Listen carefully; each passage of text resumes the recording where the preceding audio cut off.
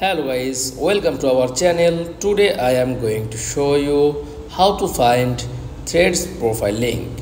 Okay, so let's get started. Then first of all, click on Threads app. Okay, click on profile and tap on share profile, this option, and tap on copy link. Just copy and back. Click on notes app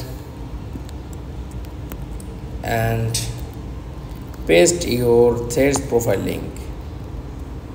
Okay, then done, and check this link. Just tap on this link. Okay, and show your Threads app. To find Threads profile link, that's all. Thanks for watching. Please